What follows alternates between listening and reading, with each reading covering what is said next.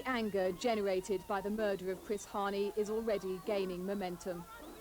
Outside Boksburg Magistrates Court this morning, where Hanni's alleged killer made his first appearance, thousands of protesters were matched by an unprecedented police presence. As the armed convoy left, taking Jan Valus back to jail, the focus of that anger was against the government. As more details of who Chris Hanni's killer was are uncovered, the ANC leadership is convinced the man was not acting alone and must have had connections with the security forces. This killer was issued with a submachine gun, according to the police.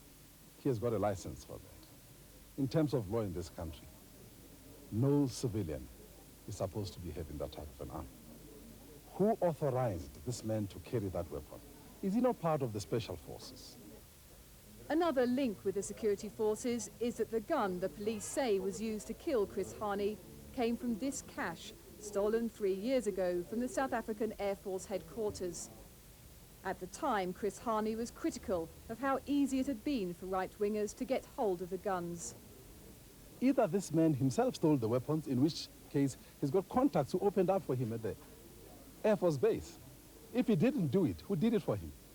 It's unavoidable, I think, that suspicions are going to be cast on institutions within the state, regardless of whether the government itself was involved or not. And it's going to be extremely difficult for the government to completely reject all of those accusations that have already that people have already made. The government is continuing to deny that they had anything to do with Chris Hanni's murder. In the townships, any denial from the government is already falling on deaf ears. Used in the Eastern Cape through petrol bombs at police caspers.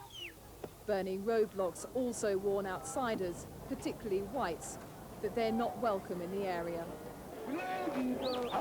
It's this anti-white feeling that the ANC leadership is trying to contain. The most volatile group is the ANC Youth League, who've been holding rallies and marches for the past 3 days. Many of them now feel that talks with the government should be called off. I think it would be very, very wise for the African National Congress to suspend or to pull out totally and completely from negotiations.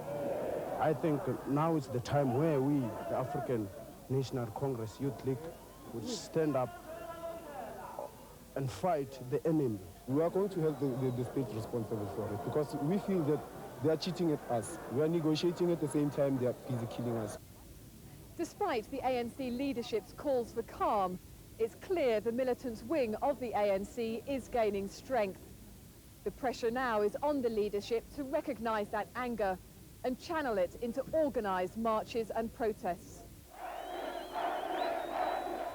In the past, Chris Hanni was seen as the one man in the leadership of the ANC who could keep the youth wing under control. His peculiar mixture of being the long-time head of the ANC army, Mkhonto Sizwe, as well as a key negotiator, made him the link between the militants and those involved with the reform process. With his death, the ANC lost that vital link, and many now feel the organisation will have to change in order to keep the youth on side. One of the mistakes that we have made as an organization was to elevate negotiations and not to take care of other pillars of struggle, like the pillar of mass action.